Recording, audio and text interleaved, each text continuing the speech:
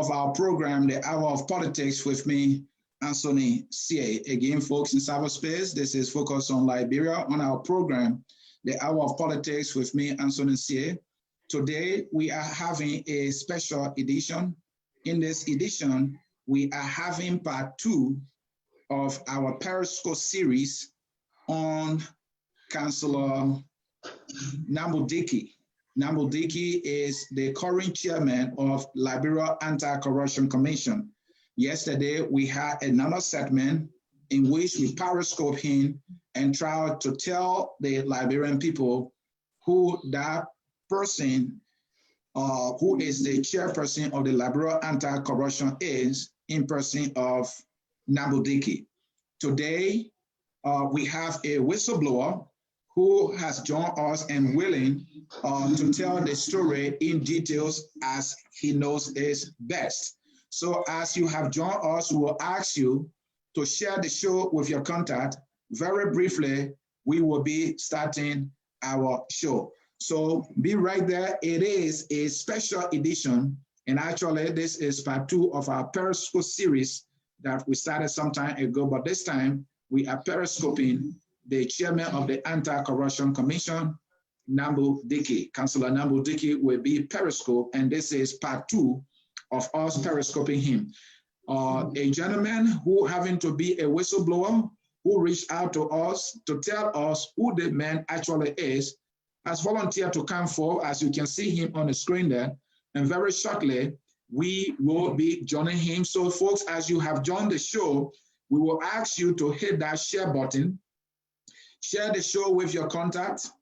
Make sure you share that show so that everybody can hear this story. According to our whistleblower who has joined us, this gentleman is a criminal. In his words, this gentleman is a criminal. And so we want you to be able to join the show. As you join the show, please share the show. I'm trying to share the show with other people now so that they can also be part of the conversation. Give me a moment here. Let me make sure that the show is shared so that as many people as possible can hear what this brother has to share with us. Don't go anywhere. It is not going to be easy. We have a gentleman who is the chairperson for the Liberia Anti-Corruption Commission. He is a criminal, according to the brother who has joined us. So while we are trying to share the show, we ask you to also do the sharing of the show. At this time, I will welcome our guest. He's no other person but Wheeler Butler. Wheeler, welcome to Focus on Liberia. Thank you, Mr. Sear. Thank you for having me. All right. And so you reached out to us, first of all, and because you had a story to tell about the chairman of the Liberia Anti-Corruption Commission, in person of Councillor Nwabudike. You believe he is a crook, you believe he is a criminal, and you are appalled that he is the chairman of Liberia Anti-Corruption Commission. And it troubles you so much that you couldn't hold your peace other than to reach out to us to have this story told for the Liberian people to know. Now that you are here, first of all, I'm sure our audience seeing you and listening to us will want to know who is the man Butler. So a little bit about yourself, please. Thank you. Secondly, I'm Igwe Vitus, but Boiler you are talking about is my Facebook okay name. Yeah, that's my Facebook name, but my real name is Igwe Vitus. I'm Igwe. Okay. So I was born in Imo State, Nigeria, in a town called Oguta. I came from Oguta.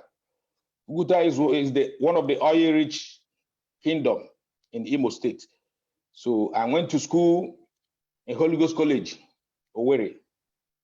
Secondly, I graduated from IMT, Institute of Management Technology, Enugu.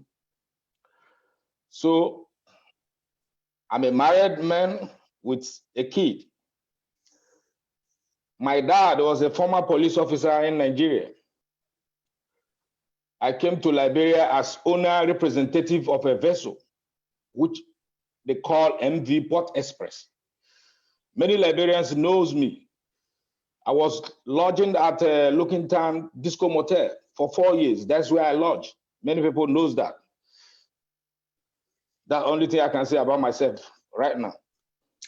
All right, thank you so very much, folks in cyberspace. As you can see there, we have our whistleblower who has decided to come forward because he believes the matter is so serious that Liberia will have somebody in his world, a hardcore criminal, as the one to be fighting corruption in Liberia, and he thinks that is a joke, and that is a joke also for the entire country. And so we're going to get started right now, folks, in cyberspace. And so you told us that Councillor Nwabudike, who is the chairman of the Anti-Corruption Commission, is a criminal, that at some point he joined the Nigerian Union in Liberia and duped them. And as though that was not enough, he used his contact with the court, and he was able to ban the union so that they could not be able to go after him, all because he know that they were going to go after him for their money. Tell us the story, first of all. Hello? Yes, go ahead. Okay. Yes, Nwabudike, his full name, the name he used to commit crime is Austin. But now he's using it abbreviation of A. So he's no longer putting his name is Austin Nwabudike. Now he put the middle one, A, Ndubusi Nwabudike, to deceive people that he can deceive, but not people like me. Fine.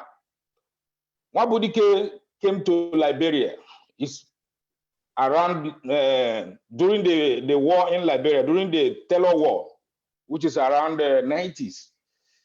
The middle of the 90s, not this last 2003 war. That's when he came to Liberia. So when he migrated to Liberia, he hustled. He came to hustle as other Nigerians are coming to do. Mm-hmm. So he was there, by his way forward. He met a lady called Ngozi. She worked at the Embassy of Nigeria. The lady is the one that introduced him, to many Nigeria, helped him a lot. Then Nwabudike, that's his private life. So Nwabudike, made his way to United Nations where he worked.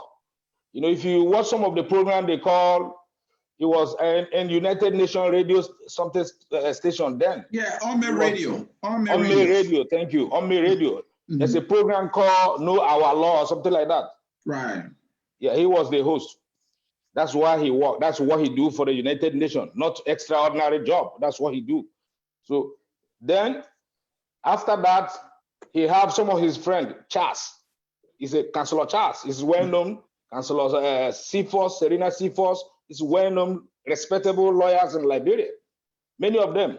T.C. Good, Cabinet General, he knew all of them. According to him, that the Supreme Court of Liberia belongs to him. That's what he said.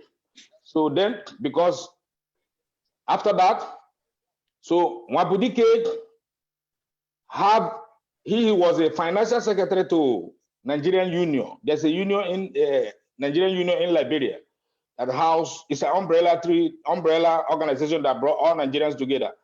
The union, he's financial secretary, and he want to occupy the position of the chairman. That's the chairman of the union. Then Nwabudike, the Nigerian Union said, no, you doesn't have a good record for such because you stole our money, the union money. You stole the union money. So they expel him. When Nwabudike was expelled from the organization, he went to Supreme Court through who? T.C. Good, Councillor late T.C. Good. He went there through them. The court, they have injunction on the organization. They banned the organization not to exist for 2 good years. That's what he did. You can make a research. Every information that I provide for you, ask Nigerian communities there. They will tell you about Nwabudike. That's how he banned, because he owned the Supreme Court of Liberia, according to him, the Temple of Justice. So he succeeded in banning the organization through his contact with the late T.C. Good and others that he collaborated with. That's the first one. Second one, there was a robbery. A Nigerian man, he lived in Lookington. They call him Kingsley. Many Liberians who live in Lookington knows him. He's popular. They call him Kingsley. He organized a robbery at Robert Highway to his fellow Nigerians. To his fellow Nigerians. Are you there, sir? I'm here with you. Okay. The Kingsley organized a robbery. Then I was lodging at Disco Motel. You go there, the record is there. I've been there for 4 years. Everybody at the Freeport of Monrovia knows me. My vessel name is MV Port Express. I'm the owner representative. I represent the owners of the vessel in Liberia. Okay. So the vessel name is MV Port Express.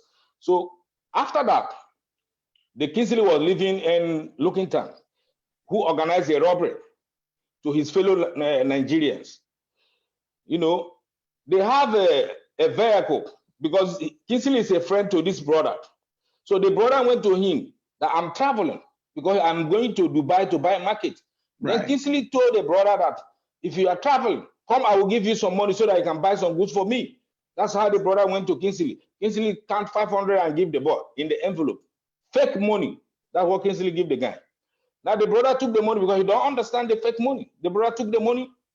You know, Kingsley already organized some group of boys that in the car, some Nigerians, not Liberians. So he organized them to rob the guy. So when they come outside, it's okay, but why don't you join these people? They are Nigerian, brother. They are going to the airport. Yes, I will do that. So after that, he says join them. But Kingsley already organized the crime, organized those things, those boys to deal with the brother and collect the 22,000 that he's using to go to Dubai and buy a market. Then after that, they went to the Robber Highway, attacked the guy with knife, collect the money. The guy, if you could remember, Ellen Johnson Sally was coming from either Magibi, something like that, right. Stop on the road and saw the brother. It was Ellen Convoy that helped the brother. They brought him to what they call it, JFK, from JFK to Nigeria. So this Kingsley, there was a Liberian boy who was driving the car that they used to rob they used to rob the guy. So the Liberian boy went to police station and explained that, no, this is very bad. This Nigerian guy, they have done bad. Why will you kill your brother because of the money? We only plan that we'll take the money from him easily.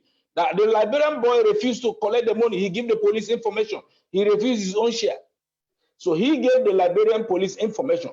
Through the information that he gave Liberian police, that's how they traced Kingsley. He said Kingsley is the chief organizer. Then they arrested Kingsley and detained him in the police station.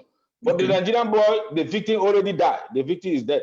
So because they come the Liberian boy. So when they detained him to the police station, it's the same Nwabudike they contacted, Kingsley contacted through his friends, his criminal friends. It's the same Nwabudike.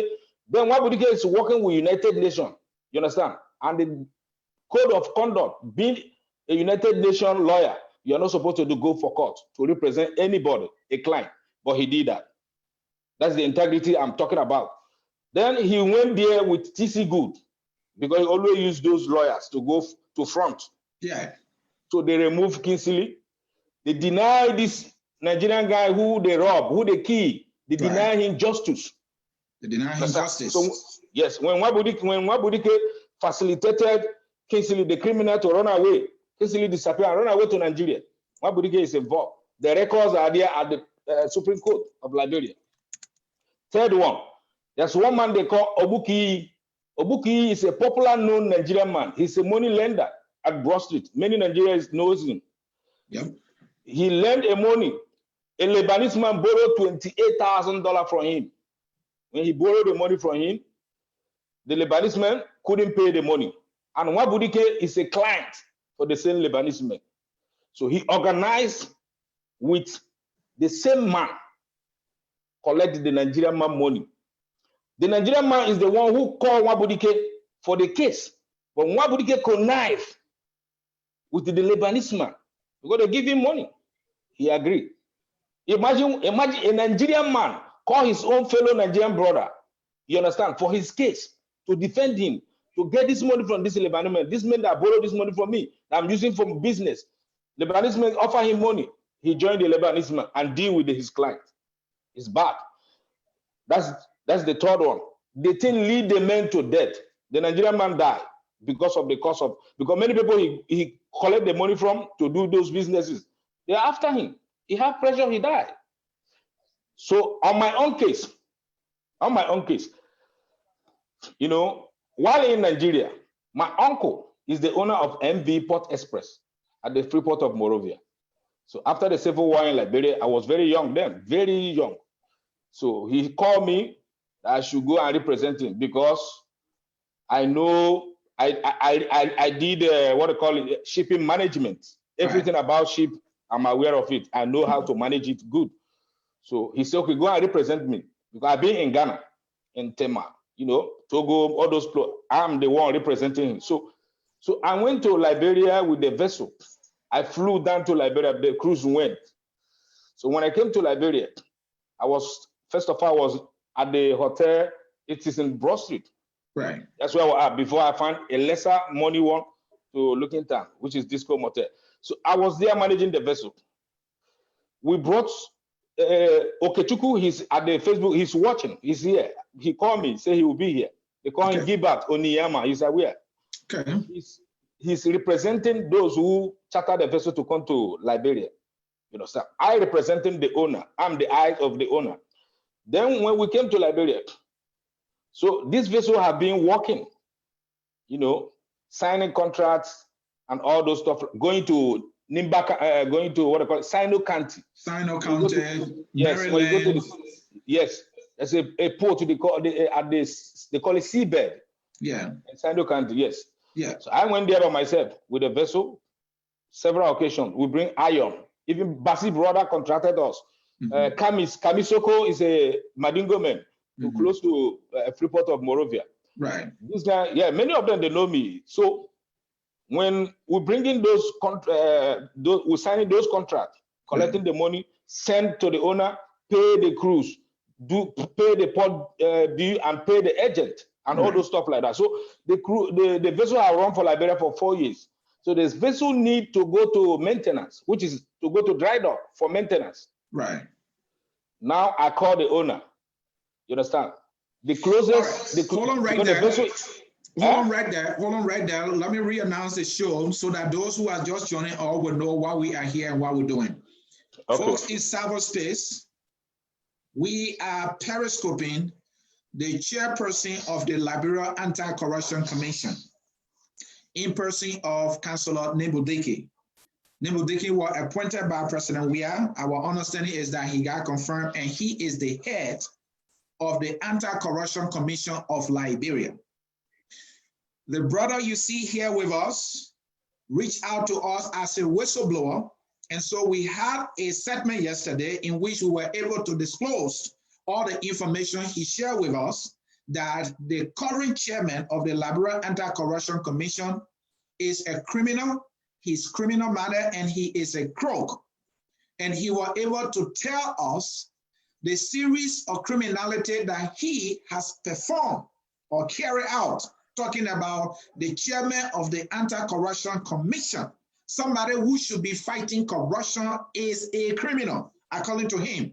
And he decided that he would come forward to explain all of the criminality that this current chairman of the Liberia Anti-Corruption has been able to carry on over the time. And he, as a Nigerian, decided that Liberia cannot have such a man with a serious questionable character to occupy such a serious position. And so he has made it his duty to come forward to tell the story. So today, we are talking about the chairman of the Anti-Corruption Commission. The man who should be fighting corruption in Liberia is a hardcore criminal, according to this brother. He knows him, he dealt with him, and he knows what he's capable of doing. He has connection with all the lawyers and judges in the country. He do his own Nigerian union in Liberia when he was a secretary, financial secretary general. He ate their money. and used a contact with the coast to ban the union so that I could not go after him. Series of things he has done, and this is why he's telling us today. Right now, he's talking about a vessel that he having to be a representative owner. The vessel was owned by his uncle, and this guy, your current chairman for the Anti-Corruption Commission, tried to carry on his criminality again. Continue, brother.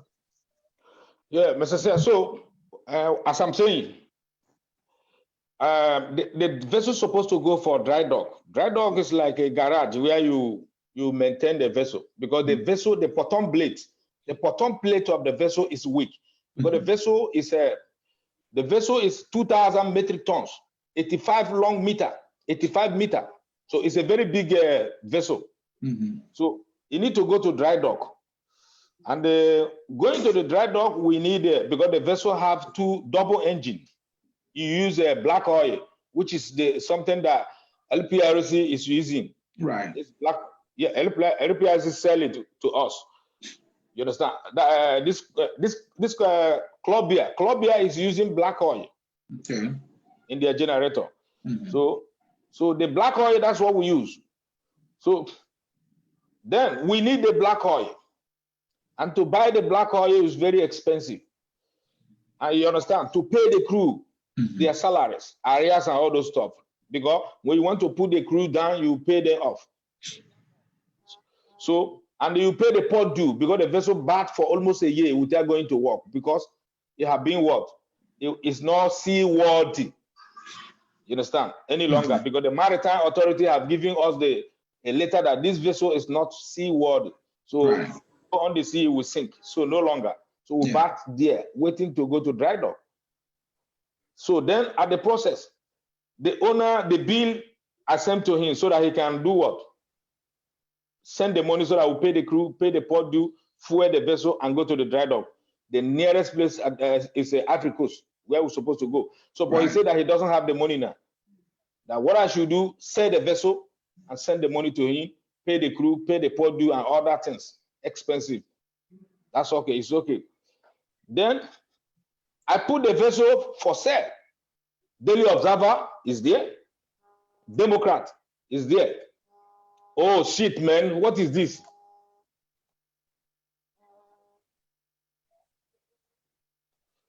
Are you with me, sir? I'm with you.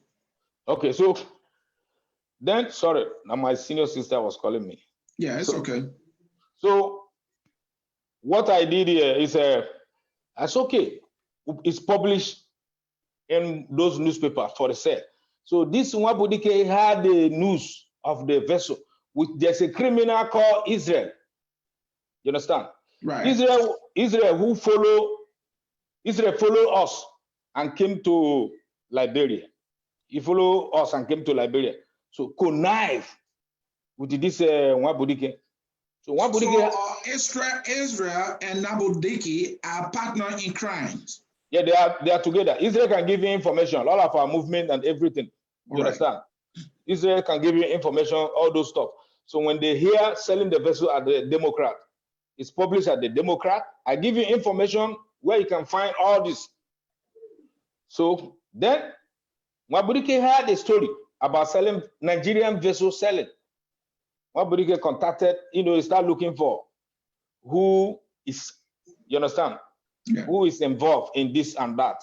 So he met me. We met at, he came to my hotel. When he came to my hotel, we spoke briefly as a brother and all those stuff like that. So he invited me to United Nations. He said he worked here, he been here, all this, he have contact, he this and that, he bragged the same way he do. So after that, he invited me to his office at the United Nations, opposite this City Hall. City Hall, yeah. Yes, I went there, the record is there. They get me, I sign my name before I go inside. I was checked before I cross and go to his office up. So he sat me down, discussed. He want to be in front of the vessel because the money I'm calling for the vessel, because I said the vessel is $1 million. $1 million. He said the money is cheap. He can get it $2 million. He can get the vessel for $2 million. For $2 million, yeah. Yes, if I sell this vessel that many Liberians, many people, because I was very young, Mr. Sonny, very young then. Okay. Even a Ghanaian investor that came, you understand? Yeah. And there's a vessel that born at this Freeport there, at the high sea, offshore. Right. The vessel born at offshore, the vessel brought fish to Mr. Katopas. Katopas know me. Okay. Because I went to several meetings, ship owners meeting with Katopas, and there's a vessel they call Osu, and those Chinese vessels at the port. We used to have ship owners meeting. I always there. So those vessels there's a vessel that brought fish that born at the high sea. So that people vandalized and took all these things like that. The owner of the vessel, they call him Vladimir, he's from Russia. He's another one who want to buy my vessel, but he was doubting that a young boy like me selling vessel. Right. And he want to go to court to get clarification in case tomorrow nobody will hold him. I said, right.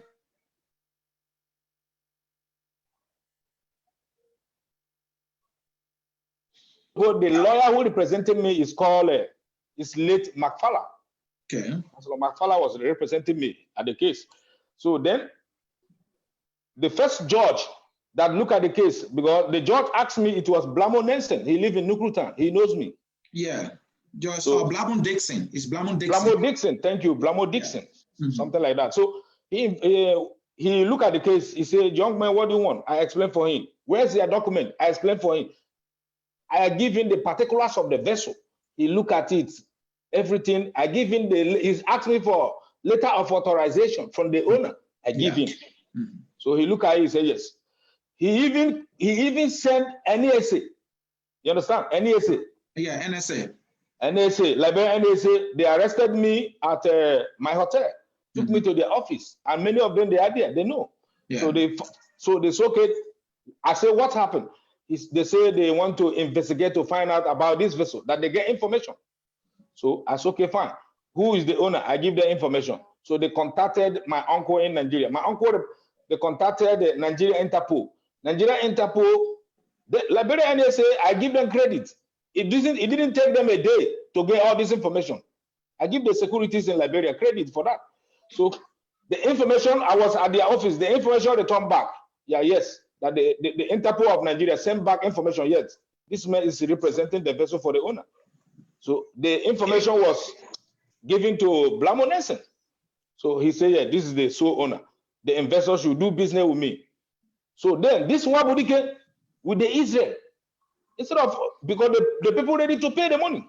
What Nwabudike did is what? He forged a document. He forged a document. Okay, hold on right there. Hold on right there. Again, okay. For those of you who are following, we are talking about the chairperson of the Liberia Anti-Corruption Commission. This is a person that was appointed by President Joshua to fight corruption in Liberia. The gentleman with us here today reached out to us that Nwabudike is still a Nigerian, even though he naturalized as a Liberian, that he has homes and family in Nigeria. He's more than hustling in Liberia. But because he went to the University of Liberia, he attended the Arthur Grant School of Law and obtained degrees in law. He became friends with most of the lawyers in Liberia. Some way, somehow, he managed to get appointed by President Joshua. The problem here is that our whistleblower here who has joined us is telling us he is a hardcore criminal and that he has duped many people, and his criminal manner, he has carried on a number of criminal activities. And so he is appalled that Liberia will have such a character as a chairperson for the Anti-Corruption Commission. And so he decided to come forth to tell Liberian people who this person really is, and for Liberia to have him as the one to be fighting corruption in our country, he believed that is a joke. So we are periscoping the chairman of the Liberian Anti-Corruption Commission and are calling to our guest here, that individual, Councillor Nwabudike, your chairman for the for the Anti-Corruption Commission, is a criminal. And that appointment is a complete joke. It's a slap in the face of transparency and accountability, and such person in his world should not be at that position. So he is now telling a story about how he tried to dupe him and other people on his ship that he had some ownership to. So continue. As I was saying, Mr. Seah, so this guy forged a document and presented to the court, civil law court. If I'm saying something, I give you information for you to investigate. Mm-hmm. He filed in the civil law court. When he filed it, there's a fake name that he used called bond investment. That's what the fake name that he used. If you go to the civil law court, you will find out the file of bond investment versus the crew. You understand? So when Blamo Nelson give the order for the sale of the vessel, that yes, this is the rightful owner. Blamo Dixon. Sorry. So then he forged a document and sent and asked for the recusal of the judge, which is Blamo Nelson, because he said he owned the court, and it's true. Nwabudike owned the court. Then there's a judge that they brought in again. They call Emery Pay. There's a judge. It's an old papier. They call him Emery Pay to look at into the case here. When Blamo Nelson set aside, Emery Pay went in. So when the hearing starts, Emery Pay look at the file. Yeah, Emery Pay told him that. You listen to me? I'm listening. Emery Pay told him that, but this is a internet forged document. Where is the particulars of the vessel? You understand? Emery Pay is a good papier. You understand? Let me tell you, Liberia have many honest people. So he brought an expert of a vessel. The expert explained for him the original and the fake. Emery Pay told him that you can use two ordinary copies of paper and write something that you own the vessel and the type on the internet. No, this is original document. Because my original document from the vessel comprises everything but the crew name. Yeah. You understand? Right. So because when you recruit a crew as a professional ship management, right, when you recruit a crew, they will sign, you give them the contract you sign with them, maybe 6-month contract, all those things. I have it in my possession and everything, and the particulars of the vessel and the IMO number. You understand? They asking the IMO number of the vessel. He don't know. He doesn't know. He doesn't know. You understand? So, but Emery Pay asked him, but how do you own a vessel with the 2 copies paper? A vessel is not like a bicycle. So he couldn't convince the man. Then Emery Pay said, no, you are not the owner. Rule out that this is the owner. Sell your vessel. Then McFarlane was my lawyer then.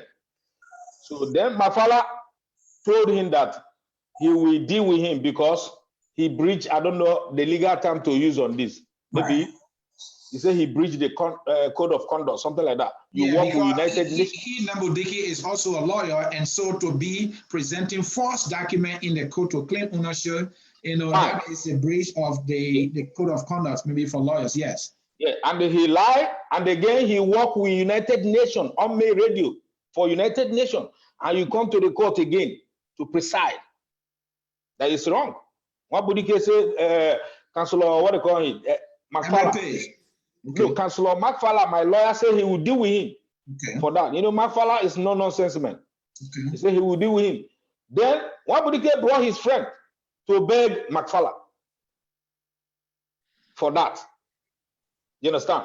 So that they will have a conference to discuss. These people now, according to him, he said they belong in a society called Masonic crap, and there's nothing I can do here in this country. That's what he told me. When we have verbal exchange at the Supreme Court, that's what he told me. You understand? Now, when they beg McFarlane, all of them talk to McFarlane. McFarlane dropped the case for him. He couldn't report him to the OME and all those things, something like that.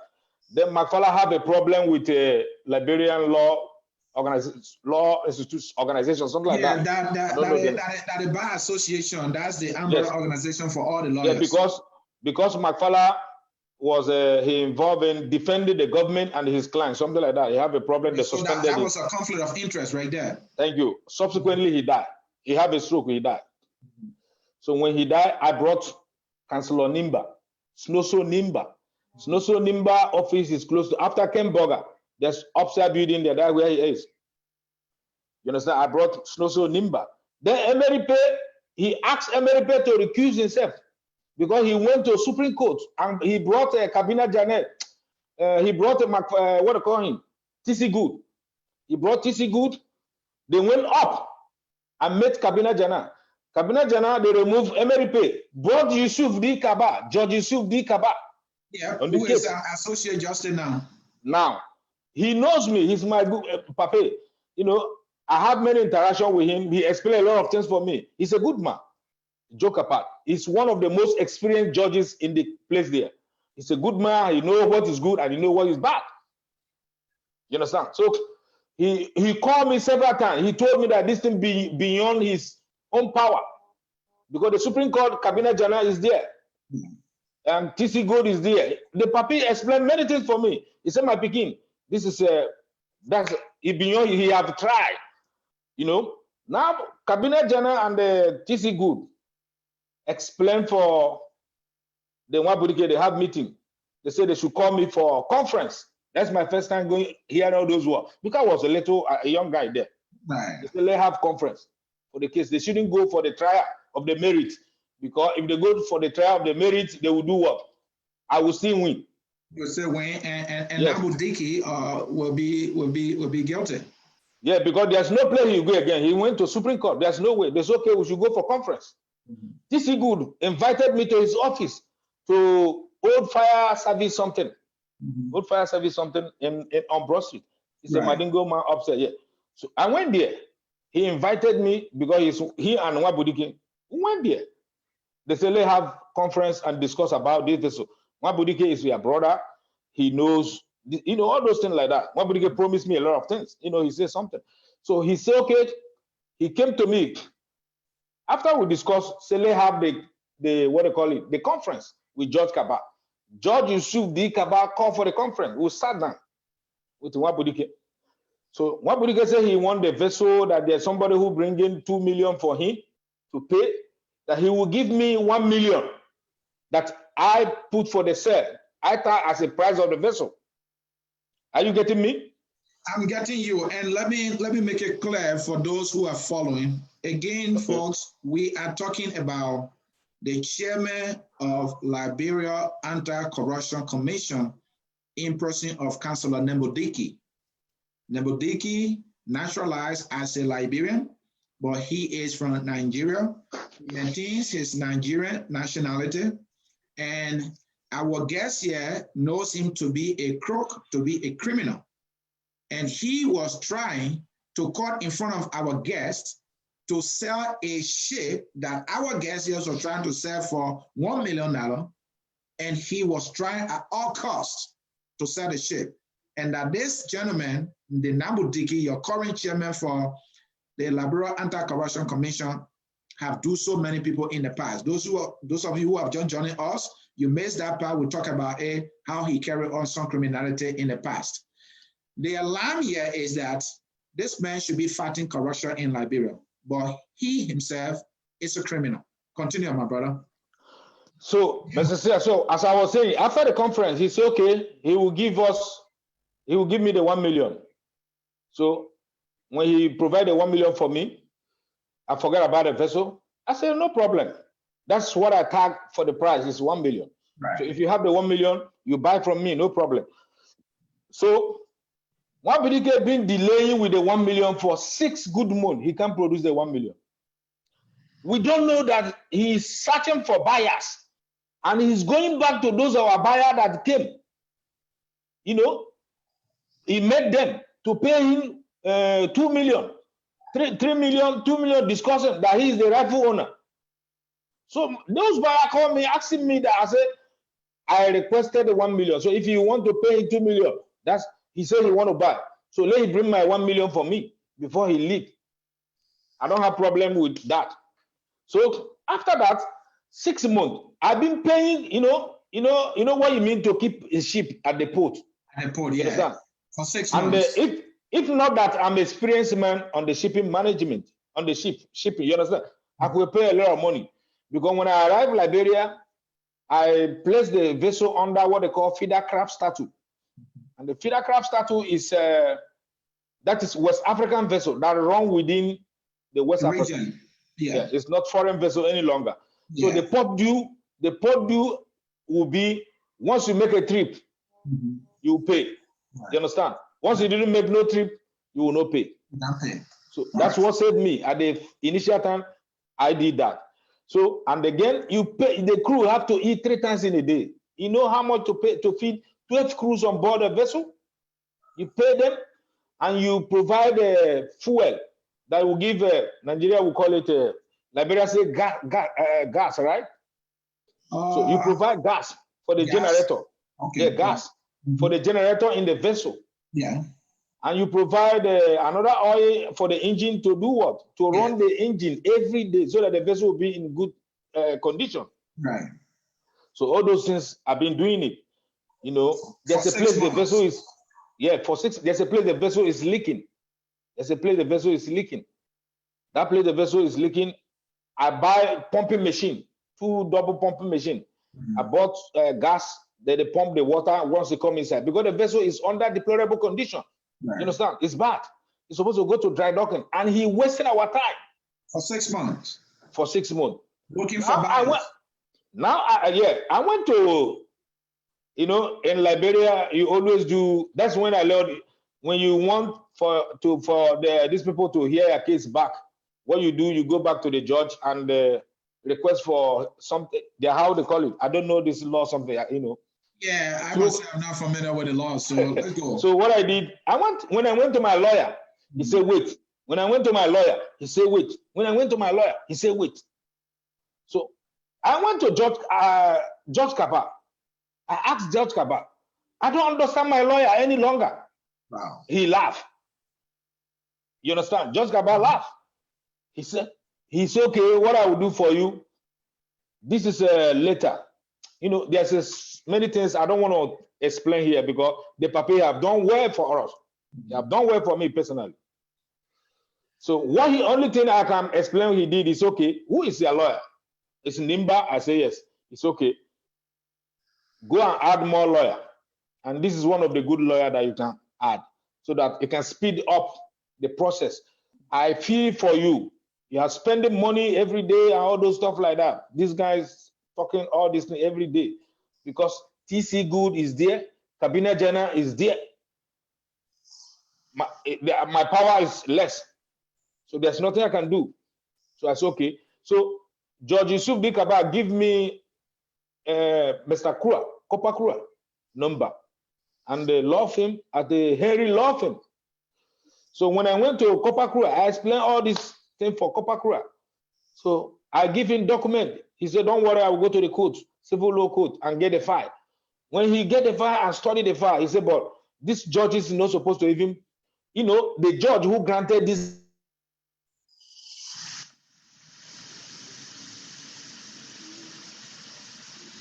without even granted, this is nonsense. So when Copper Cllr went there, he advised me a lot. He's good. He's a good man too, because even Copper Cllr provided money for the crew for feeding, because I told him that I'm broke. Sometimes when I'm broke, he provide my agent. So he's okay. He went there. He looked at the case file. He said, but why are they granting this? So he was hurt when he saw those evidence that guy brought that is fake something. So when he did, he was hurt at the initial time. So you know all these judges now, like my lawyers, Noso Nimba and Nwabudike, they can call themselves, they can do like this. When they come, they understand each other. And me, I don't understand. When they say they are all those stuff now. According to Nwabudike, who say all those lawyers are for him. There's nothing I can do. This temple of justice belongs to him. There's nothing I can do except I wait until when he's ready, he will do what? He will give me the money. That's what he said. So I have tried everywhere to get the justice there. No way. I have tried all. No way. To the extent I exchanged verbal attack with him. He said he will put me in jail. I said, you can't do shit to me. You are lucky that we are here in Liberia.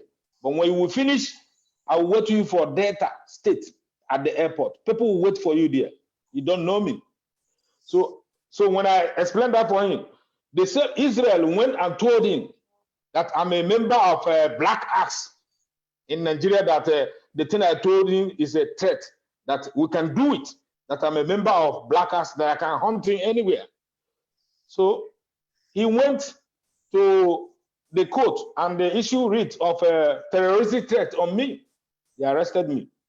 When they arrested me, it was Kopakura who said, but Judge Kaba said, but why are you involved? You intimidated all these boys, you do all this stuff like this. Kopakura, get another win.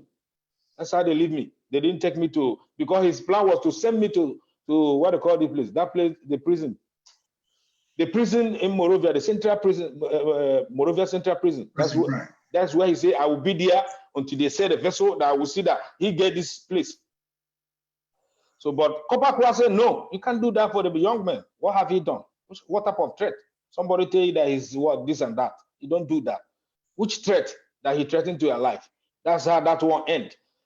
Then on the process, when Kopakura now, all of them, so they started communicating, conference or no conference, talking. We are there. He called me, say that that he heard that because Judge Kaba threatened, he told him that this boy have been spending money on this vessel. And the crew, because I took all the crews, I took all those 12 crews to the Supreme Court, Temple of Justice. They sit down to Kaba office. They cry that since 2 days now they haven't eaten. No money, nothing. There's no money to pump the vessel any longer because the water is coming. That if the vessel sink, all of them will die. Yeah. They sit down there with Kaba. There's nothing Kaba will do. Kaba call him. So when Kaba call him, talk with him with a hard voice. So what he did, so they said, okay, conference tomorrow, emergency conference tomorrow. That I should beg with the crew, let the crew go. Tomorrow we'll come for conference. Nwabudike will be here. And he said he's busy at the office. We say, okay, we'll go back. Hold on 1 minute. Again, for those of you who are following us, we are periscoping the chairman of Liberia Anti-Corruption Commission in person of Councillor Nwabudike. Nwabudike, according to our guests, is a crook, is a criminal, and should not be occupying that position, because the chairman of the Anti-Corruption Commission should be somebody with impeccable character who should be able to fight criminal-minded individuals who have nothing but the sole intention of stealing from government. But sadly, he has learned that it is this character in person of Nwabudike who is the chairman of Liberia Anti-Corruption Commission. Given the fact that he knows about all of his criminality, he decided to come forth so that we as a people, Liberian people, will get to know who this person is. He believes it's a gross mistake that a character like Nwabudike will be the one Liberia will be depending on to fight corruption. And he's explaining a story in which Nwabudike tried to dupe him on a ship that he having to be a representative owner, and that happened in Liberia. Earlier, he talked about 3 different criminal activities that he, Nwabudike, carried on. Like I told you, according to him, Nwabudike maintained his Nigerian nationality. He has family in Nigeria. He is hustling in Liberia. My brother, I want you to conclude the story so that we can bring callers in so that they can be able to say something, and then we have some questions for you too. So just conclude the story, and also we can ask you some questions. Okay, as I was saying, so when they call the conference, that's the 3rd conference, because of the state of the vessel, the condition is bad, because the water is coming inside. I don't have money to provide any longer. That's when he came to me. Nwabudike came to me. He brought $20,000. He said I should take $10,000 for myself. He came to Disco Motel where I lodged. It was around 12 o'clock. He came with a United Nations car. So he said he will give me $10,000 to keep for myself. That he will go to, what they call it, to the crew and give them 13,000 so that they can hold and maintain the vessel, all those things. So he went to the port and met the crew. He gave them $500 to pump the water out. That's what he gave them. One of the crew, they call Tupac. He's still in Morovia there. He's still there. So he was the one Rodney Sear contacted. So he gave them $500 to pump the water out. That's what he did. So he said he will give me 10,000. I said, for what? Go and release, you say 1 million, from 1 million to 10,000. What do you mean by that? I would never. So he said, because he said the owner. I said, who is the owner? What do you mean by the owner? So on the process, we are discussing all those things. It's okay. The buyer that he contacted are coming to pay. I don't know that Nwabudike have extorted money from 2 buyers. You listen to me? One from Nigeria, that Israel. Yes, the Israel are fine for him. They extorted $150,000. $150,000 from a buyer that flew from Nigeria to Liberia to meet us and meet me and met Nwabudike. The buyer cried when the vessel sank. You understand? Wow. So on the process of delaying and all those stuff like that, the Morovia port said that this vessel have been here and the water inside is too much, because when the water is when the water came inside, you understand, because the ship is divided into 3. They have the deck side, that's the place they put the cargoes and all those stuff like that. Right. Yes, and the kitchen side. So the water came from that kitchen side. So when it came there, you see the front were up like this, went up. So the Liberia, the port authority was afraid that if the vessel sank there, it would be a problem to them. They don't have no machine to take it up. So they take the vessel to Popo Beach area side. Yeah. That's where the vessel sank.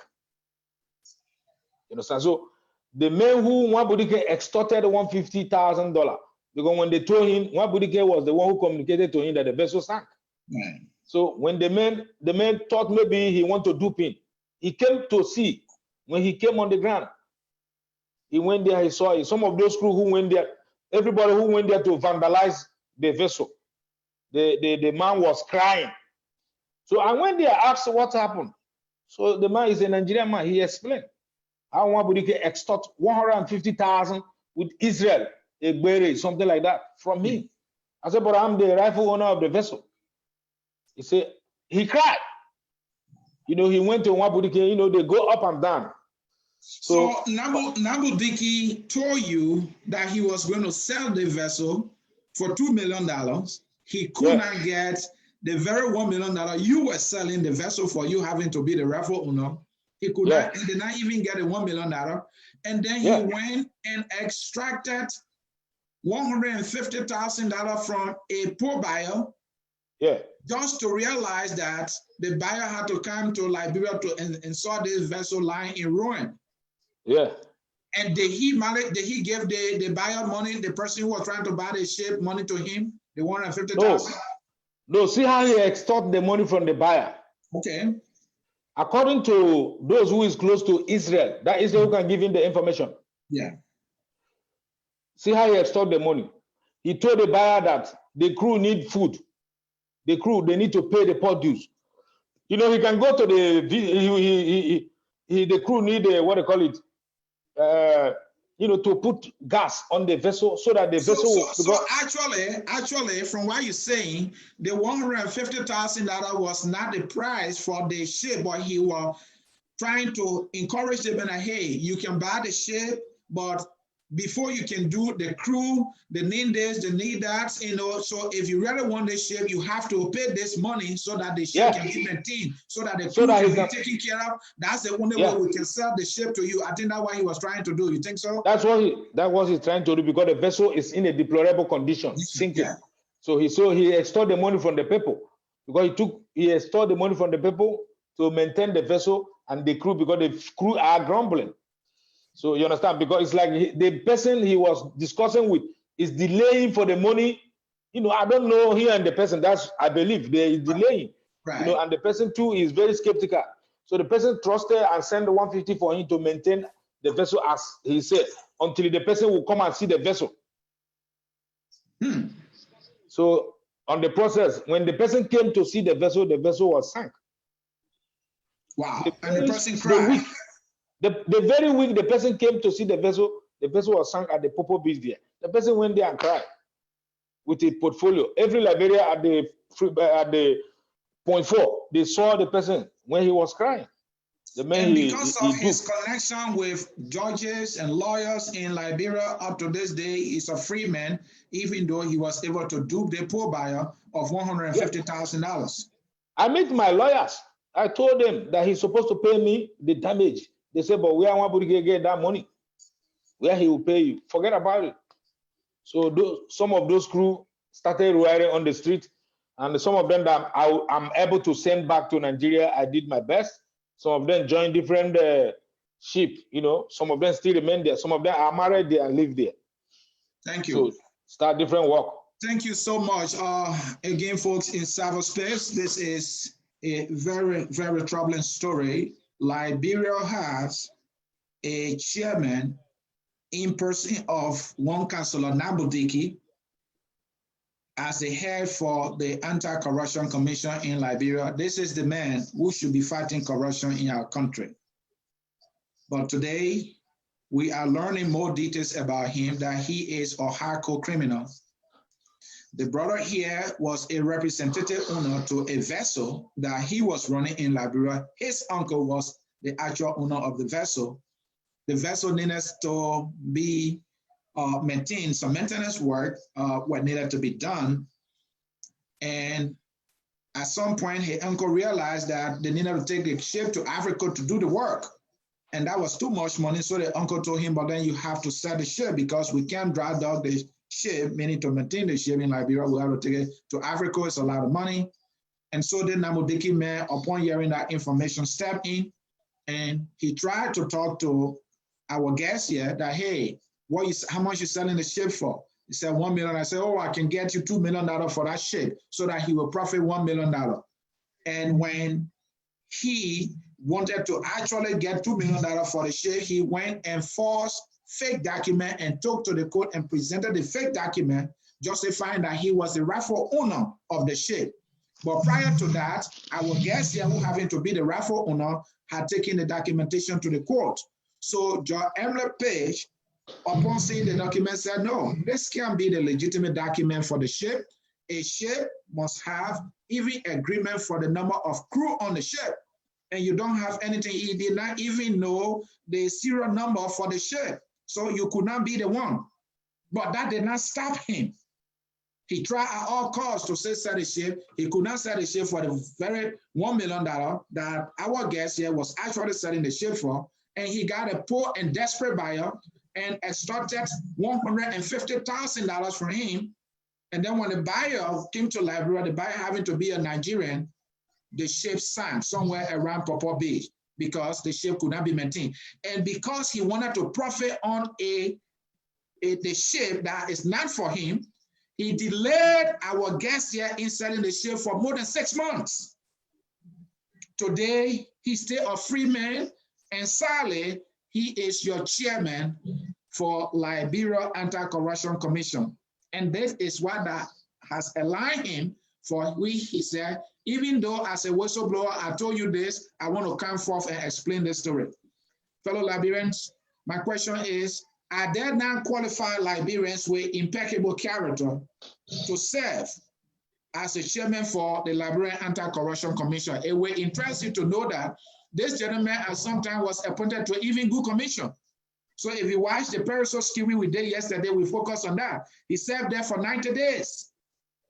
This is the person our president has appointed, and this is the person our Senate has confirmed. And we got information that the Senate was informed during his confirmation process that this man has serious questionable character.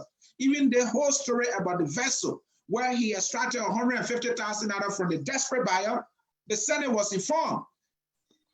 Meton Cheche, who was heading the committee that was trying to confirm this guy, did not pay attention. They didn't do due diligence and got it confirmed. Today, he is your chairman for Liberia Anti-Corruption Commission. This is a sad story for Liberia. He maintains his Nigerian nationality. He has homes in Nigeria. He has a family in Liberia. He is squatting in Liberia and making money as though there is no other qualified Liberian around the world to occupy that position. This brother is a Nigerian citizen, but he is a poor. That Liberia is more like a joke to have this kind of person on at the election, the Anti-Corruption Commission as our chairperson. He is a poor. He said, this does not speak well for Liberia. He is troubled by this, and this is why he came forward. And we want to say thank you for coming. We have a series of questions for you, and then we'll open our phone line. Folks in cyberspace, it is about time for you to place your calls. We will start taking calls very soon. We just have a few questions for our guests. So let me ask you the question. I know some people watching will think that... Yeah. Before you ask, let me say something. All right, go ahead. You know, this is not politics. I'm not part of the politics, but what I'm trying to say, you getting me? I'm getting you. Go ahead. I don't need any political question from anybody. No, it's not a political question. Fine. And again, you know, Mr. President may not know this guy well, because not everybody around him he know, or most of the ministers. Maybe somebody must recommend this to him. So I'm making it available to explain for the Liberia to know the character of the person who occupies such a position. You understand? Yeah. A position that is designed to eradicate or prevent corruption. You understand?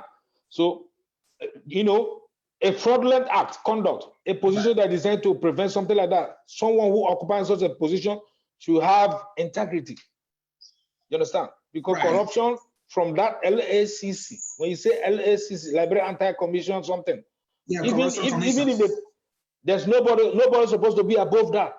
Yeah. So once you commit the offense, you must be apprehended.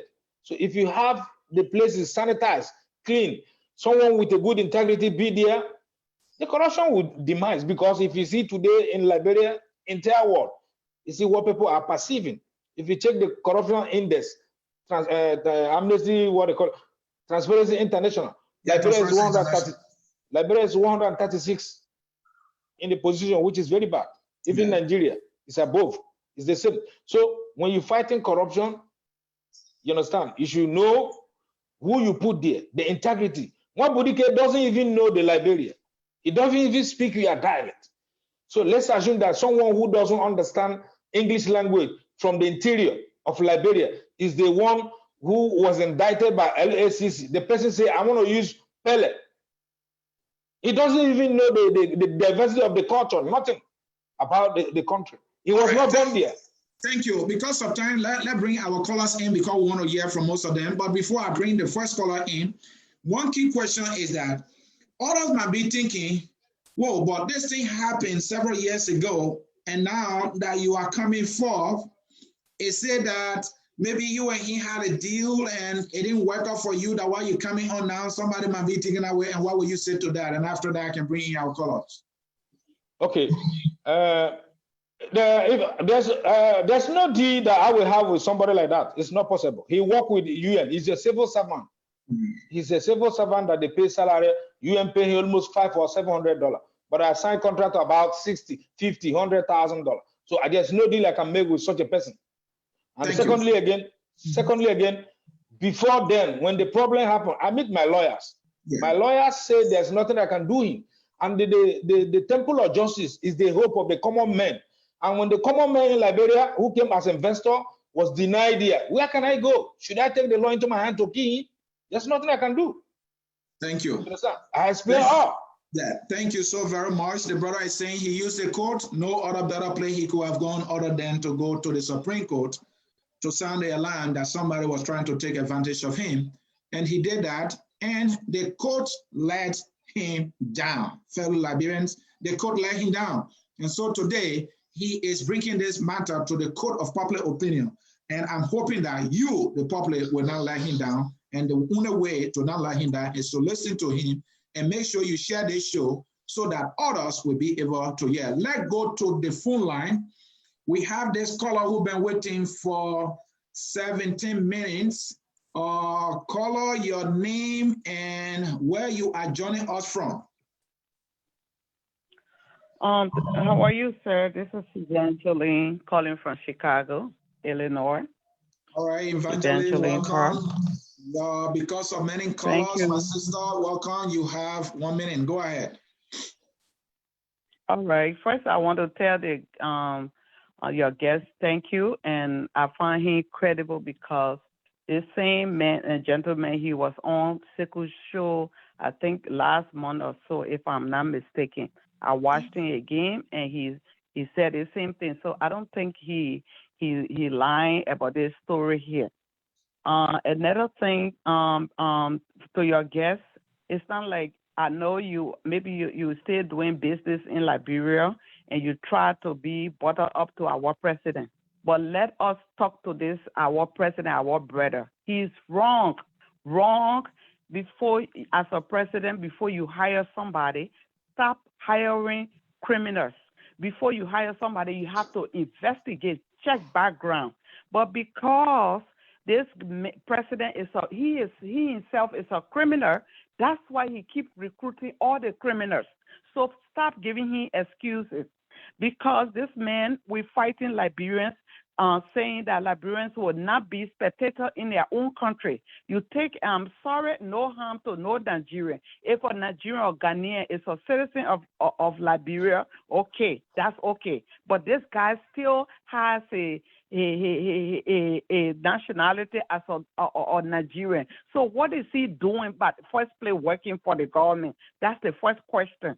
And you, the president, we have to blame him because he's the one, all the crocodile thing, he's part of it. That's why he keep hiring. He hired Abu Kiri, who said he stole under $2,000 or how many for $8,000 from the government. He fought for the guy to be representative. We have a lady that just came from Ghana or what? She says she's a Ghanaian citizen, Cecile, whatever.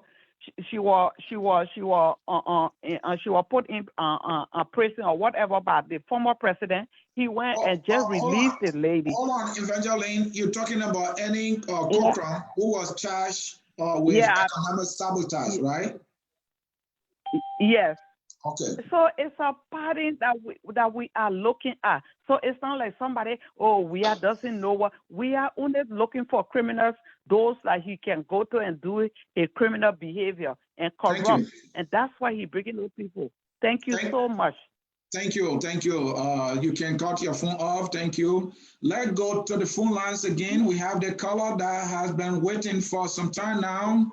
Your name, caller, and where you joining us from?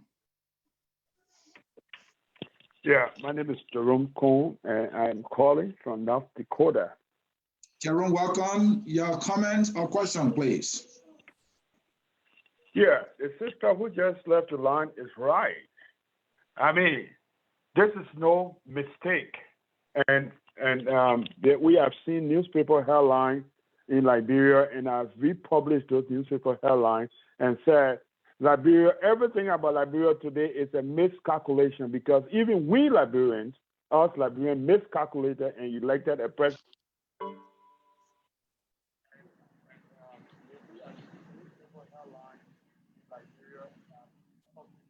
Oh, I think we lost that caller. Caller, are you there? Oh, we lost that caller right there. Let's come to the other caller. That is Kesali Double. Your turn. Straight to the issue, Kesali. Yeah. Thank you, Mr. C. I want to appreciate you very much for bringing me on your program tonight. Yeah. I think the first caller has said almost everything. You know, it is a disgrace that our senators will just confirm people without even doing a background search. You see, the brother who is your guest there is here. This is not the first time saying this thing. I have listened to it. I think this is the third time. Yeah. And his story is consistent. He has not deviated from anything. And for the fact that this brother is even giving you references that you can go to lawyers, counselors, I mean, that alone should ring a bell in your ear. If he was lying, he wouldn't be giving you these people. He wouldn't be giving you all of these references. And it is so sad that the senator will just confront people all doing background search. And back to the president, like the lady just said, the president is a criminal. For the fact that the president is appointing people who are involved in criminality, I mean, it speaks volumes. This is a man who supported Abu. Despite Abu confessed to have stolen huge amount of money from the Liberian people, the president supported him. So, I mean, see, it is just sad for us. It is very, very sad. You claim to be fighting corruption, and the man you are putting in charge of fighting corruption himself is a criminal. So do you believe the government is serious for fighting corruption? I told you several times on your show that with George we are in power, Liberia will not go anywhere because George himself is a criminal. Thank you very much for your time, brother. I appreciate it. Thank you, Kasali, right there, making his contribution. Let's take this one from Patrick Sewa. Comrade Patrick, welcome to Focus on Liberia and straight to the issue. Yeah, thank you. I mean, this issue should not be about right and wrong. You are not audible, Patrick. Make some adjustment down there. You are not audible. Straightly. Are you getting me? Yeah, I'm getting you. Yeah. The first thing I want to say is thank you to the guy for coming out to speak his mind. And by the way, my name is Patrick Sowa, and I served as the president for Alliance for Global Justice and Peace. I can assure you that we are going to call for an investigation. This is not a joke. I know Councillor Nwabudike, and I have not heard of this. And now that it has come to my attention, my organization, we are going to fight this case to call for an investigation. I mean, the fact that President Weah will appoint a Nigerian turned Liberian, I mean, for me, it's disheartening. But with the case between the brother and the story he explained, it requires investigation, and we are going to be at the forefront to call on investigation. All I need from the brother, now the guest, is to get in touch with him, and we need more revelations from him, and we need more documents that we can be calling on for an investigation. Thank you. Thank you, Patrick. And he said that there are court records. The case is at the Supreme Court, and that is another information that can be valuable to any group of Liberians who might want to take the issue up legally. Let's take this other one. Yep, Paula, your turn. Yes, yeah, how you doing? I'm doing well. Welcome to Focus on Liberia, straight to the issue. Yeah, this is Alexander Yala. I'm calling from Eastern Pennsylvania. Yeah, go ahead. Hello? Yeah, go ahead. Okay. Yeah, 3 points here. First of all, it is actually a very good thing that this brother has mustered the resolve to come in the court of public opinion to explain and clearly this matter. And what I deduced or what I heard from him was that he's doing this not because of any personal situation, but because this Nwabudike guy is in a very key position in Liberia, somebody who's supposed to be fighting corruption, so I mean, that's one of the main reasons why he's doing this. So let me first of all applaud him for that. And the reason also I want to applaud him is that this is not the first step. I'm very disappointed that this situation went to the courts in Liberia. And if you listen to the brother, I mean, it's just one side of the story, but for now, let's take it as face value. I'm very disappointed in the courts, CA, to be very sincere with you. I mean, you got a case that involved a vessel that worth more than $1 million, and then you just made a man to run all around the place because of one person to satisfy somebody who is close to you, some friendship or whatsoever. That's very, very appalling. The courts in Liberia, have to do more to keep herself independent. I mean, these kind of cases coming out of the country where the court allow people to manipulate, these kind of cases is not good for the country. Even up to Judge, how they call his name, Kaba, that the brother is even trying to praise. Why would Kaba even allow the case to go the way it went, and you only to tell the man the case above me? What kind of case can be above you when the case is on your desk, it's on your docket, it's before you, and you're supposed to be adjudicating that case, and you say above you? Kabina Jale Nim now just surface again. You know? So I mean, I'm very disappointed in the courts. Because this is clearly a civil matter between two persons that involves some criminality based on accusation. The documents will clearly, explain itself, witness it or whatsoever, and then you draw a line in the case.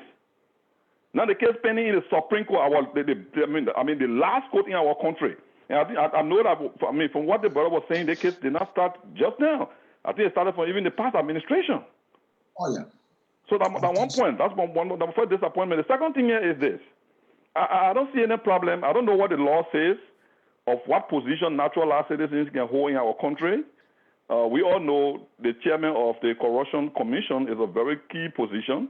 But if the brother naturalized in Liberia, if Nwabudike naturalized in Liberia, and our constitution allows him to hold position, that's fine. I don't have a problem with that. So I don't want to fault anybody. But again, if this information, this kind of situation, whether they are falsity or they are faulty information or not, reach the Senate before confirmation, like the brother said, they should have done due diligence. I'm disappointed in TJ for the fact that I see him to be somebody who is very talkative, to have had this information and did not even do anything and confirm this guy. Possibly it could not be that this guy is guilty because the brother is on your show to not explain his side of the story. But at least Nwabudike himself would have been given the opportunity to explain his side of the story, bring every document to prove before you confirm the man. Right. But now you confirm the man. That position is tenure position. That man's going to be there for 6 years. Nobody's going to take him from there. Except there can be reasonable cause that the president can report him to the board of that particular commission and then investigate him before he can be removed. So again, the Senate again, the name of the Senate again, surface again in another serious discussion here. So I'm also disappointed. But again, this is one side, one side of the story. Yeah, so true. I was just about to ask you, that is one side of the story, and we don't know because his confirmation was not open. Unlike other confirmation we've seen, and Wash. Yeah, because I believe 100%. See, I can tell you for fact, just based on my own, how they call it, intuition. I can tell you for fact that money exchange hand. That's why they didn't make it open. I can tell you for that. I can tell you for fact. Apparently, they did their due diligence. Hold on. Apparently, they did their due diligence, and there was no way they could prove, this information that this man had done any wrong. What do you think? Yeah, but just for the fact that the case is pending the Supreme Court and there was a ruling on that case that the document the man presented was fraudulent, that alone could have precluded the fact that the man was not even worth to even be serving in that position. That's my point I'm trying to make here. So let us even agree, like we said, it's one side of the story here. Maybe they have done due diligence, but again, why was the confirmation in secret? All right, thank you. Thank you. I'm thank kind of you for your contribution. Yeah, our country, every day, Liberia, nothing good. It's very, very disheartening. Thank you. Yeah. Go ahead, Wheeler. Sorry, I want to chip something inside here to make some clarification for the last caller. This caller. Yeah, go ahead and make that clarification. Yeah, Mr. Caller. Yeah, Rodney's just like one side story we're talking. Rodney's here of Front Page Africa. You understand? Yeah. All these men asking about this case of the vessel. The men deny that he don't know anything about this vessel. He have never heard such a name before. That's what he said. Now, when Rodney here started digging behind, he's an investigative journalist now. Right. And he investigated and brought people that are aware of it, Mr. Cllr and the crews. So he called him second time. He asked him. He said, yes, he remember that the vessel was, the crew want to sell the vessel. He intervened. He recommended a lawyer, T.C. Good, to them. That is what he told Rodney said. You understand? The first time he denied that he don't know anything about the vessel. He have never heard such a name before. It was on Front Page Africa. Now the second time when Rodney here started digging behind, he said yes, that he knows something like that. That he recommended T.C. Good. That's the same thing I told that it was T.C. Good he was using at the front, right. The front view. All right, thank you for that clarification. Let's take another one here. This one, your name and where you're joining us from, quickly. Yeah, Mr. Sonny, my name is George Widow, and I'm calling from Australia. Mr. Widow, we are happy to have you thank you very much. Australia. Straight to the issue. Yeah, thank you. Look, there are a few things I want to talk about. All right. One is our mentality as Liberians. Yeah. What I've observed is that people are using grudge and to fight what they term as corruption. Well, I don't think we can fight fight evil with evil, right? Okay. I see that everyone is blaming, like the president is corrupt, right? Mm-hmm. And they are saying it's because he's corrupt, that's why he's appointed this man. But let's take it as a face value. This is a president who has the appointed power of maybe thousands of people. These people are recommended by people, and they have to go through vetting by the legislature or the Senate. Okay, let's say, for instance, this case. People are saying that the monies might have changed hands. Maybe the president is appointing a corrupt people. I think that is unfair. People need to face the fact and the issues that are pertaining in a case to be able to make sound judgment. Because if we continue to live like this, we continue to say, because this person is corrupt, that's why everything is happening today, it will be wrong. The Senate has the power to tell the man, no, you cannot be confirmed because there's a case pending against you, and we don't know the outcome of the case, so we cannot appoint you, or we cannot confirm you. Sorry, that could have been something that the Senate would have done. But everyone is saying that the president is to be blamed. For me, that is unfair. That is an unfair characterization of the whole issue. The second thing I want to talk to is about people saying that a foreigner has been appointed. Like the previous caller before me, what I want to say is that our laws allow people to be naturalized. And what if another country where that person comes from allow dual citizenship? That person can still hold that citizenship in that country. It requires our law now to say no or yes. So people should not say, because I see Liberians who are in America, who are holding positions in America, in the American government. And these people still come back to Liberia and are also part of our society that we don't frown against these people, but we frown against people who naturalize in our country. That is, for me, unfair. Let us be able to adequately scrutinize things and make good assertive assessment of things before we can just come out and make outlandish claims and counterclaims. Fair point, John. So, Mr. Senate, that's what I got to say today. Fair point, yeah. and that's the essence. That's the essence of the Senate. That's why the president nominates. When the president nominates, it is the work of the Senate to peruse that person's credentials, do a little bit of background check, get to know who the person is, and then they can confirm him. So it's not possible that the president can know all of the thousands of people that he has to appoint. It's not possible. I don't remember knowing about 10,000 about 1,000 people that I know everything about. It's not possible. So that's a fair point right there. And your other point about the nationality issue is another fair point. Thank you for your contribution. All right, let's take this one quickly. Let's take this one quickly. Cllr, your name and where you joining us from?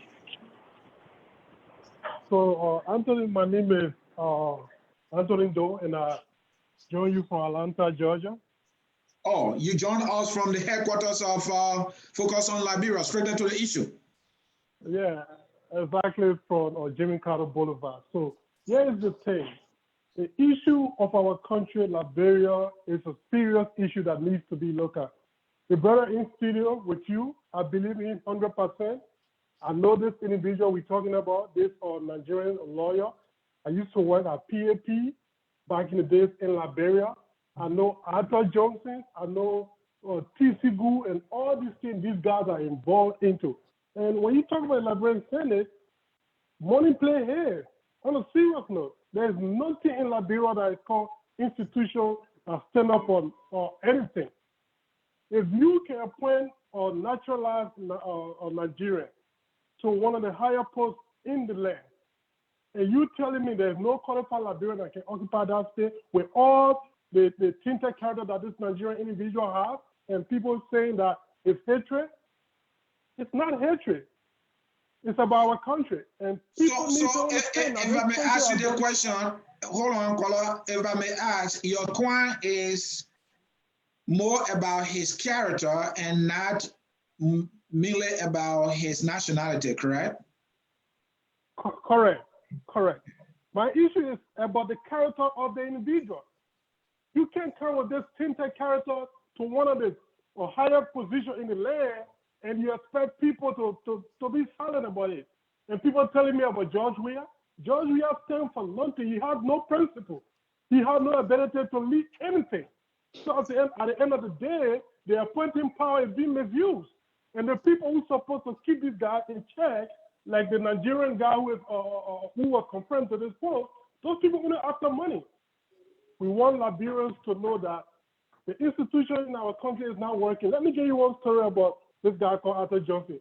People are around, Arthur Johnson. Do you know Arthur Johnson? One day his story will come on social media. Arthur Johnson is one of the men that initiates criminality in Liberia. At the end of the day, he gets his share, including this TC Ogu guy. These guys, they bribe the judges, they go to the Supreme Court, bribe all the associate judges, to the extent that when you get issued, they don't go anywhere. That's the kind of law these guys know. They're not lawyers that stand for anything that knows the law. They always want to beat the system because they feel the authority. And we are saying that we in the diaspora, we know what this country, Liberia, has done to us. Liberia has not given us any opportunity to beat anybody. At the end of the day, we came to America. America has put us in a position to be able to see wrongs from right. And we will not sit here and continue to allow these things to happen to our country. At the end of the day, the condition for war still exists in Liberia. I'm telling you, and Liberian people need to understand that we'll go back to war, and that day will come. Thank you, Anthony, for the time. No, don't leave me. You said something about the president, that the president is a man with no principles. What made you to say that? Correct. Since you know George Weah, with no due respect to him, what has George stand for? What has George advocated for in his entire footballing career or in his entire life? Well, many people believe that George Weah fought for peace. He stands for peace. That is not true. Let me give you a scenario. The way Liberia is in chaos right now. Look at when George was the technical director for the national team. That was the same chaos. Look at George Weah or Geom Professional. That was the same chaos. Look at George Weah's tour that he had with Ajiba Bonade or managing for it. That was the same chaos. I'm not saying it because I hate this guy. He don't have the skills. He don't have the ability to manage anything. George Weah saw himself playing soccer and he had all those soccer skills. That's it. Besides, white people, even my job I own right now, here in America, I work in the industry. If white men see that you have a little bit of leadership skill, they will give you that ability to lead, even if they're 2%. Have you ever saw George going or Captain Bay on his professional soccer team? All right, my brother. Because that ability. Yeah, I said, let's leave it there. Conclude. Our focus is on this chairman of the Anti-Corruption Commission. So conclude, and then we will see. The Anti-Corruption Chairman, I used to live in Liberia. I know the Nigerian community. I interact with Nigerians. If you get that guy the benefit of the doubt, or if you get that guy the ability to hold that position, I'm telling you, he's going to infiltrate that system with money and make it more corrupt, and he's going to benefit at the end of the day and become one of the billionaires in Nigeria, period. I interact with Nigerians. I work with Nigerians while I was in Liberia. I used to work at the Pan-African Center. I know what it means. I know Tisigu, the alternatives when it comes to the law and bribery and all this stuff. I know this guy, Arthur Johnson, when it comes to bribery and the law and bribing judges just to get a case that has to do with money. I know all of that. And this is the country we find ourselves to have come from. I'm a U.S. citizen right now. I don't need to talk about Liberia. By the end of the day, this thing hurts because this country has tinted the future of young people that have the determination to become somebody in the future. This country are holding down. At the end of the day, you tell me the president has the appointing power. Thank you. We have no. Thank you. Let's leave it right there. And let me read a few comments and then we'll come back to you. And then we will call it for the day. Let me read a few comments here, folks in cyberspace. Again, this is focused on Liberia on our program, The Hour of Politics with me, Anthony CA. And in today's edition, we are periscoping the Anti-Corruption Commission's chairman in person of Councillor Nwabudike. Nwabudike, according to our guests, is a criminal, is a crook, and is a bandit. And he is now fit for the job he occupies. Let's read some comments. Value our followers here who write comments to us. This happened in Ellen's administration. That is Sekou Fofana. Sekou Fofana writes again, this guy is the wrong person for the job. And then Jerry Wilson replying to Sekou Fofana, a lot of bad and dirty deeds were done in Ellen's government, but we are government is still appointing all the old crooks. Nori Weeks Willer writes, referring to Sekou Fofana again, Jerry Wilson, the past government should have handled this problem at first. And but now, if President Weah appoint him, then we could really blame President Weah. Alizana Yada, even the courts of the country too. Whoa, he's wondering right there. Anthony Rogers, no, Cllr, don't call the president criminal. Yeah, he's saying you shouldn't call the president criminal because you don't have any proof of the president being involved in any criminality. Sekou Fofana again, the host should not allow the Cllr call the president criminal. Fair point right there, because there is no record of the president. I don't have the record, so I should hold the Cllrs accountable, he's suggesting. Boom. I read this one right here. Anthony Roger, Mr. Host, so allowing people to call the president criminal on your show tonight. He's coming after me for allowing people to just call the president criminal, and he said I should not allow them. I can't stop people from saying what they want to say. They bear responsibility of whatever they say on the show. Yes, you are right. I need to hold them accountable by asking them questions and even give me the proof, but I can't stop them. All right, that will do it for some comment. Let's come to our guest. So now that this has happened and you are appalled by this, and so what is your ultimate goal here? Why does this trouble you so much? What recommendation do you have for the president, if you may, and also the Liberian people? What message do you have for them? Yeah, Mr. Sear. Yeah. You know, myself, I'm a citizen of the Liberia. Yeah. Understand? So, and I invested there, and it depends so much, because I'm afraid if something like this happen, like Liberia Anti-Corruption Commission, something like that.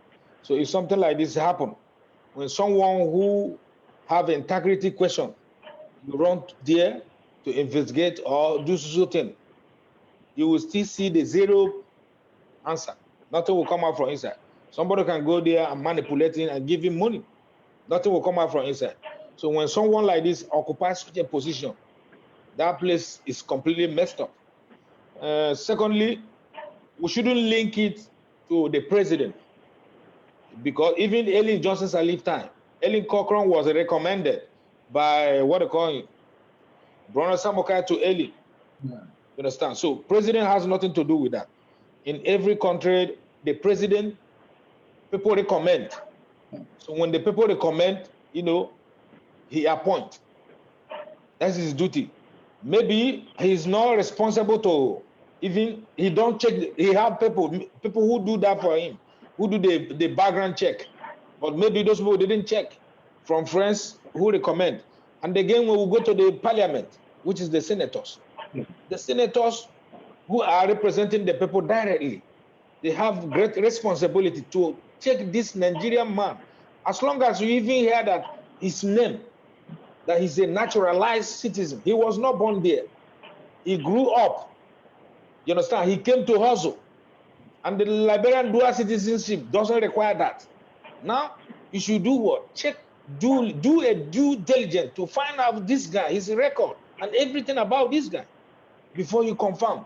And I came last time, I said this, and there are so many lawmakers, senators that I send the messages that I'm ready to sit down face to face with this guy.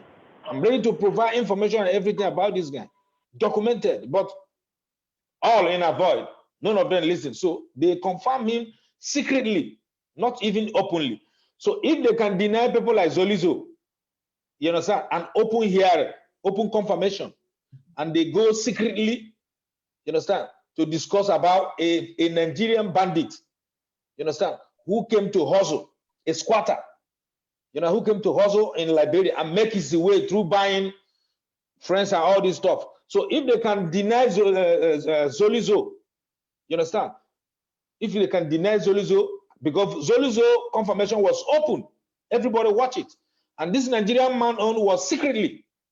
So there's something wrong on it.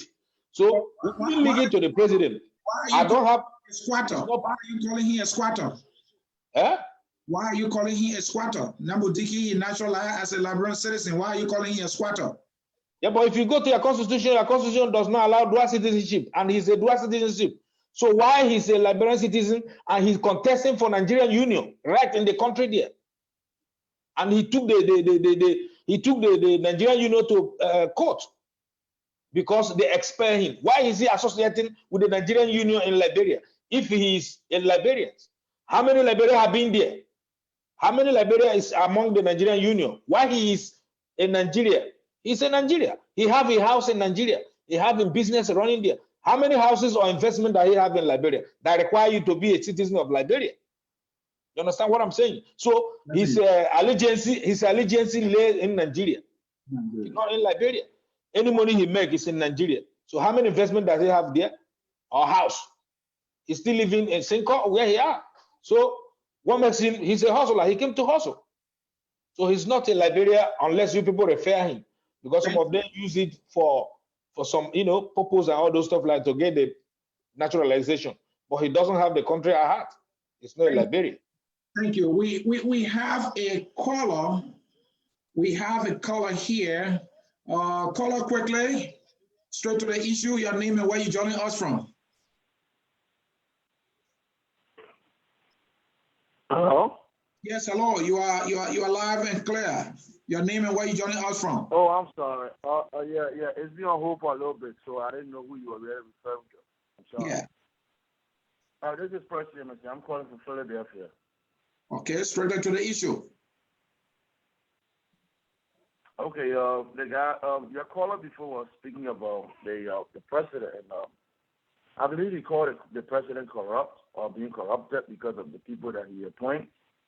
And those people, you know, I mean, I believe that those people reflect him and what he stands for. And I stand with a caller from Georgia. I think it was from Atlanta or somewhere, from Atlanta, Georgia. I stand with a caller.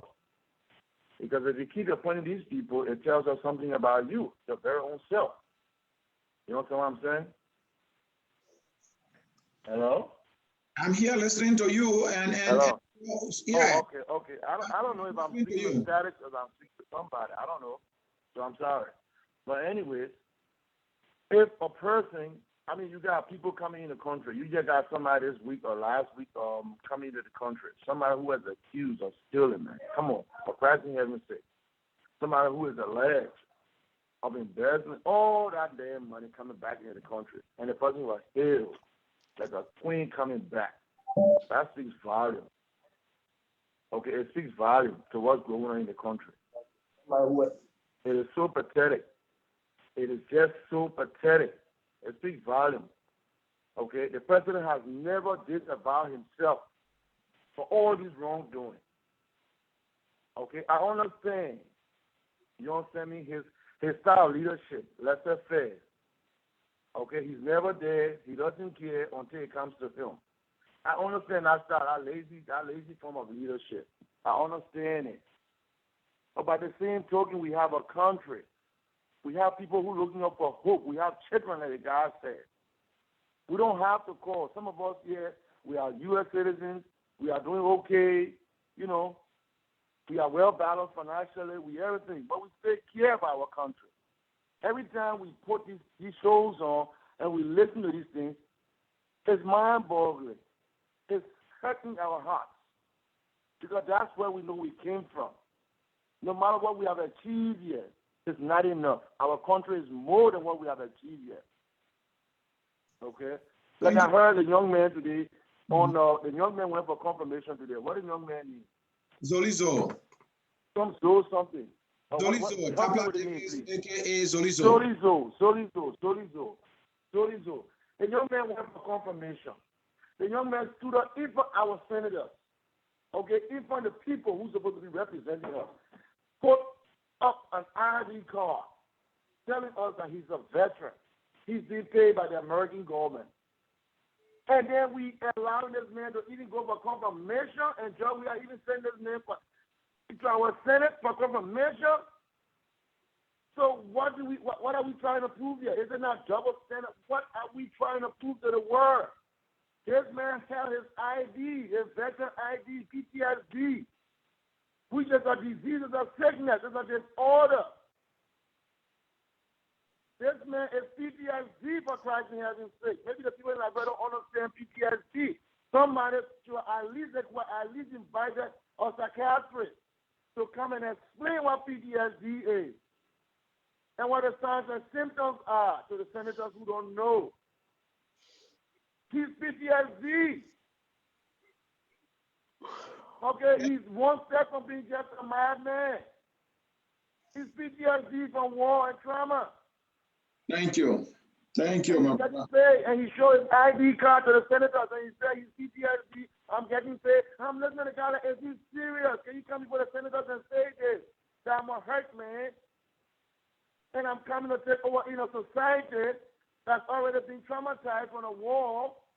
I'm listening to this guy like, is he crazy to show his ID? He should have hidden the ID. You understand what I'm saying, brother? Yeah, I'm understanding, but maybe he did the right thing by being truthful. The guy said it straight up front. I'm looking at the guy arguing. I'm like, oh my God, what kind of country are we running? George, we are ready to send a PTSD guy. Does he understand what PTSD is? Okay, I'm being in America for a long time. I understand behavioral psych, okay? Major behavioral psych, I understand it. I understand PTSD. And that's the man that goes for confirmation in our country, the highest office in our land, one of the highest offices in our land. I'm like, is this guy serious to really say that he's getting his benefit? He explained about his benefit. He's still getting his benefit. Oh, the guy is bragging. As I speak here right now, I'm still getting paid. Are you serious? Thank you. I'm not a double agent tomorrow if we have to go to war with America. Can we trust you? Can we trust that we have to go to war with America tomorrow? Or because our country is quote unquote America's son, so we never going to go to war with them? But can we trust such a man? Okay, let's play the devil's advocate for a minute, brother. Let's play the devil's advocate for a minute. We go to war with America tomorrow. How can we trust such a man? How can we trust that man? Well, maybe because he's wearing Liberian military uniform, he will be on our side. But let's leave it right there. We have to thank you for your contribution. That's what we believe, but we don't want to believe that his mind is already molded. His mind is molded. Thank you. You make your point, Cllr. Thank you. You make your point. All right, my man. Look, y'all carry on your show, man. Let me just listen to y'all. No, okay, you value your contribution. You make your point. Thank you so much. We appreciate that. All right. Yeah, thank you, my brother. We actually value your contribution. Yeah, we value your contribution so much. Thank you for your contribution. All right, bye-bye. Again, folks, in cyberspace, this is Focus on Liberia on our program, The Hour of Politics with me, Anthony C.A. Here I focus on Liberia. We educate, we elevate, and we promote all things Liberia. And we are about the truth and the facts. We ask.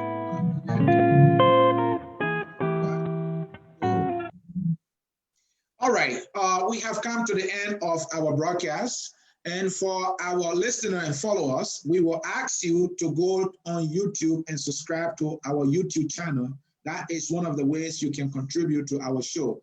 All of our shows are broadcast live on Facebook. An hour or two later on can be uploaded on YouTube. so that others who miss the show can have the opportunity to watch them. So go on YouTube, look for Focus on Liberia, hit subscribe, click that bell, which is the notification that will let you know that you have subscribed. And anytime we upload any of our video, you will be notified so that you can listen to a responsible show that will inform you about the facts that are obtaining in our country. At this time, we want to say thank you that you have been with us for a little over an hour. We want to thank our guests for also honoring our invitation. At this time, we will take your parting comment. Yeah, okay, Mr. Seah. As I was saying, thank you for bringing me to your show here. And the listeners, the callers, so I thank every one of them. So this is, we are all ECOWAS citizens, you understand? So I'm not against his Liberian naturalization, but we should do something, you understand, that when we project ourselves in outside, they will say, yes, this place, we have done something good. So you are a Liberian citizen too, you're naturalized. Yeah, I'm a citizen of Liberia too, but what I'm saying, I'm contributing, you understand? Because the president alone cannot do that. So we shouldn't take it as a politics. You understand? It's not politics. I'm bringing something that I know that will help the country future tomorrow, so that everybody can come together and speak against this type of things that is in our society that is completely bad. So my kid is there. So he's going to school doing things. So maybe tomorrow when he grow up, because of his or her future, you understand? So we should do things that we help the younger ones and the country and project the image of the country positively, not good. At least we should rebrand the country image, you understand? Not appointing this kind of people who have integrity questions in such positions. You know, this kind of LACC, anything you do, LACC, anything you do, like Liberia Anti-Commission, something, anything you do, the Ghanaians, Nigerians, America, everybody watch, especially. This is like the image of the country, whether this country are corrupt or not. So anything you do, the international community watch, especially the eyes are on LACC everywhere in the world. Since 1990, it was created by the Kofi Annan, you know, to fight corruption, all these things like that. So every eye of the United Nations. So if it is not clean, there's a problem for the country. So we shouldn't leave it to the president. Not president alone cannot do the work. So most of all, we see things like this, we bring it outside. Maybe he was recommended to the president, just like the way Brano Samukai recommended Ellen Cochran to Ellen Johnson Sirleaf. So we should come outside. But the mistake came from the Senate, who confirmed this person with their due diligence. That's where I wrong. So the last man, the man who called, his name is Patrick, right? Patrick Swah. Yeah, Patrick Swah called, yeah. Yeah, who is the president of Global Something Justice. Right. So I would like to send my information to you, or he sent to you, so that I will contact it. I'm ready, I'm free to be in anywhere with this man, even face to face, any court, anywhere. Because we need justice. Some of the crew are there. One of the crew died in Sino County, and most of the crew are there. You understand? So they will still come outside. So they need justice, and we need justice. So I'm ready with this man anywhere. So my contact, give it to the men. Let him contact me. I'm available anytime. Thank you very much. All right, we will reach out to Patrick Swah. And again, folks, in cyberspace, we want to extend an open invitation to the chairman of the LACC in person of Austin Nwabudike. Chairman Nwabudike, if you believe that the information has been provided by our guest is far from the truth, and you want to counter all of the things that he has said, Focus on Liberia will grant you the same opportunity we have granted him for you to come here and give your side of the story. If we cannot come, if we can send any representative, we will also give that representative of yours the same opportunity to counter anything our guest has said that you might believe completely far from the truth.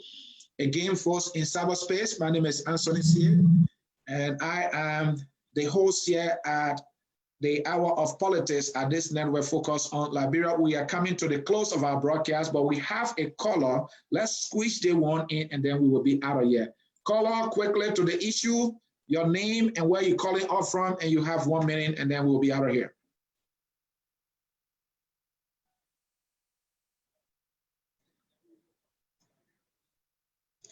Caller, go right ahead. Caller, hello. Well, it seems to be the caller is not paying attention, and so we will leave it right there. We will leave it right there. The caller is not paying attention, so we will leave it right there.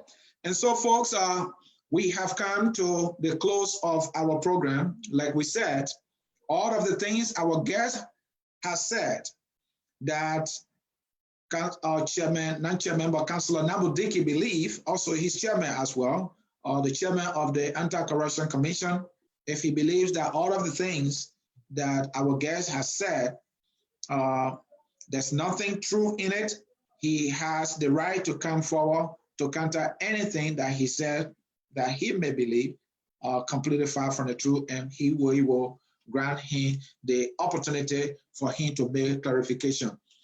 Folks, all we try to do here is to make sure that people who represent us at any institution in our country should be people of good moral standing, especially at the Anti-Corruption Commission. We believe anybody at that institution must be of high moral standing, because the role, the responsibility of that institution is to help fight corruption and fight corrupt individuals in our government, weed them out, and even go as far as making them to restitute any other money that they try to steal from the Liberian people.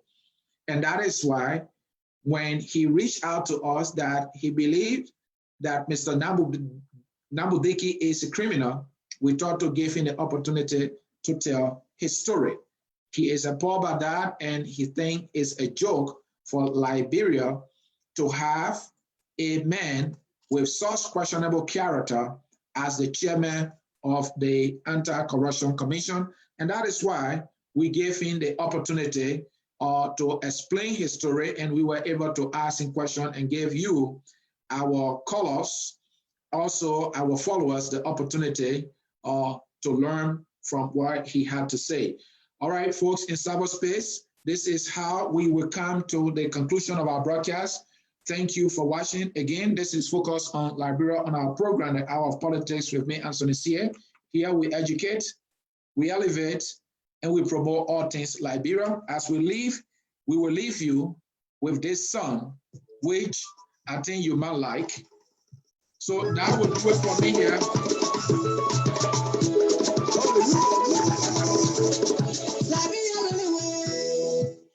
So folks, that will do it for me. And my name is Anthony Cllr. And bye-bye.